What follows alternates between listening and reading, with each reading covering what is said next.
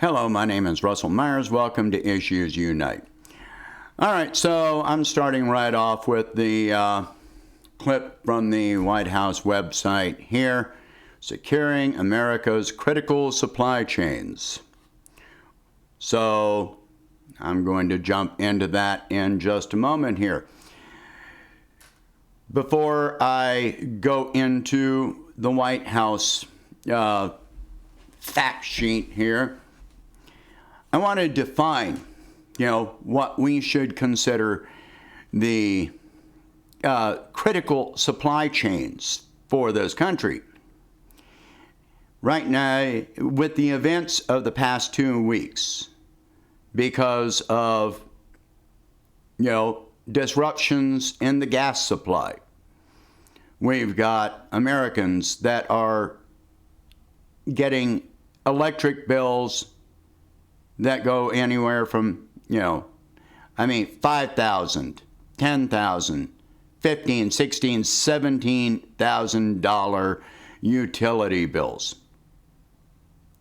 I'm sure by now you've probably heard about this 63-year-old veteran that had to pay a $15,000 utility bill that wiped out his life savings. At 63, you don't get a hell of a lot of chance to rebuild that savings.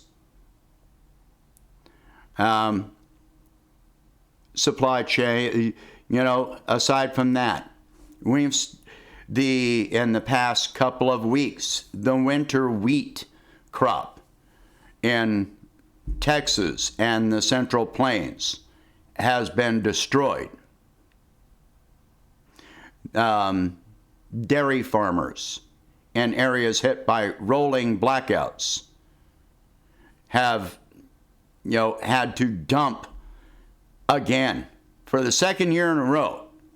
They are dumping for different reasons, but they are dumping millions of gallons of milk per day because the dairy processing plants are unable to process milk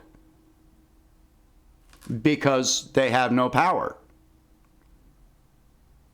Those if they even start up their machines, they use up so much power that it takes power. It will cause the even worse blackouts, causing hundreds or thousands of homes to be without power for hours or days. Meanwhile, it has been reported that, Northern Africa is again, for the second year in a row, suffering a locust swarm, which is destroying their crops. They've been growing these crops for up to a year now. So this is 2 years in a row. As much as you may be against globalism, make no mistake, you go to the grocery store and look how much of your food supply is imported from other countries.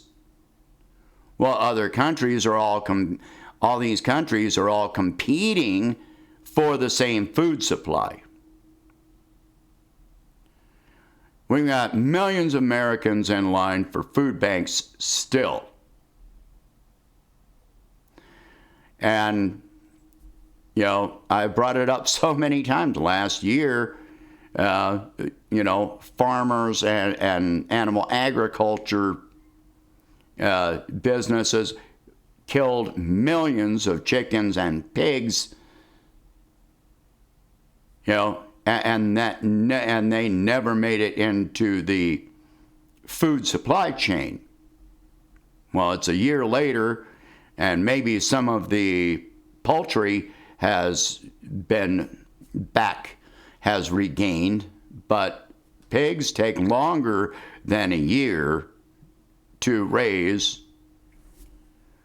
So what is the response of this administration when they are talking about,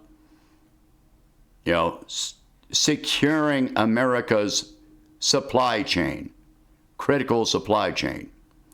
Let's go into it. All right. Securing America's critical supply chains. Today, President Biden will sign an executive order to help create more resilient and secure supply chains for critical and essential goods. In recent years, American households, workers, and companies have increasingly felt the strain of shortages of essential products, from medicine to food to computer chips. Last year's shortage of personal protective equipment for frontline healthcare workers at the beginning of the pandemic were unacceptable. Recent shortages of automotive semiconductor chips have forced slowdowns at car manufacturing plants, highlighting how shortages can hurt U.S. workers. Yeah, because that's the first thing I look at how U.S. workers are being damaged is semiconductor chips. That's the first thing I look at. All right, so first, the order directs an immediate 100-day review across federal agencies to address vulnerabilities in the supply chains of 4 key products. APIs are the part of pharmaceutical product that contains the active drug. That's first and foremost on the list. Critical minerals are an essential part of defense, high-tech, and other products. Rare earths, that mostly comes from China. All right. Semiconductors and advanced packaging. Okay. And large capacity batteries such as those used in electric vehicles. Those are the 4 key products, according to this administration. The 100-day review will identify near-term steps the administration can take, including with Congress, to address vulnerabilities in the supply chains for these critical goods. These 4. Second, the order calls for a more in-depth 1-year review of a broader set of U.S. supply chains. Focus on 6 key sectors. The defense industrial base, the public health and biological preparedness industrial base, the information and communications technology industrial base, the energy sector industrial base, the transportation industrial base, and supply chains for agricultural commodities and food production. You notice how this comes last? Do you notice how that comes last? If you've got a starving population, what does all the rest of this matter? All right, so batteries, semiconductors, critical minerals, and drug components. Those warrant a 100-day review. The food supply chain, that can wait for up to a year. All right, so you can read the whole thing if you want. It's on the White House website for today. As the administration implements the executive order, it will identify opportunities to implement policies to secure supply chains that grow the American economy, increase wages, benefit small businesses and historically disadvantaged communities, blah, blah, blah, blah, blah, blah, blah, blah, blah. All right? It's blah, blah, blah. That's what it is. So, if we have a disruption in the food supply, the first thing that you're going to see is empty shelves, which we already see in some areas. And police being called to guard dumpsters from food that may expire.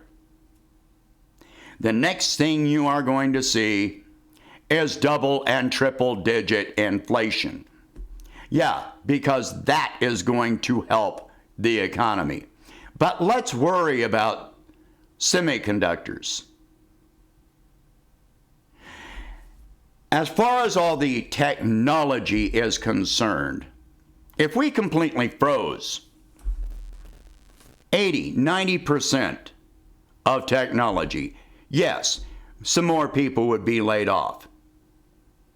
But considering all the technological devices and components that are sitting in warehouses, already in the supply chain,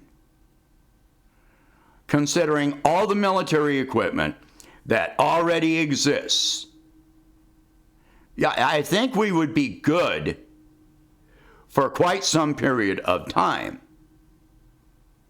So that doesn't warrant a 100-day review and action, while the food supply takes up to a year.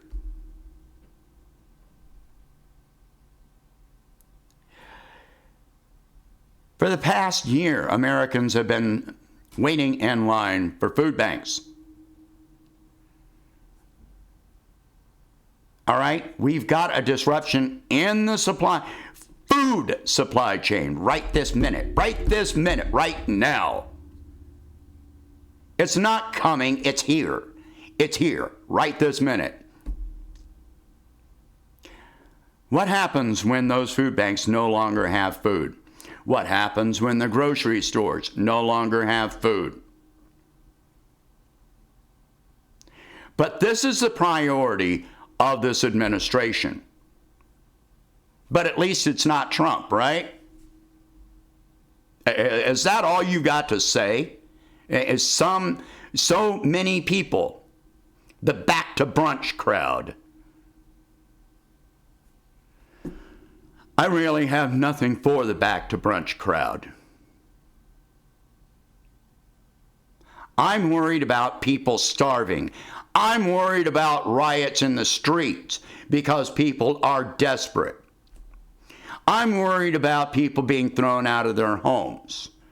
I'm worried about people in other countries starving to death.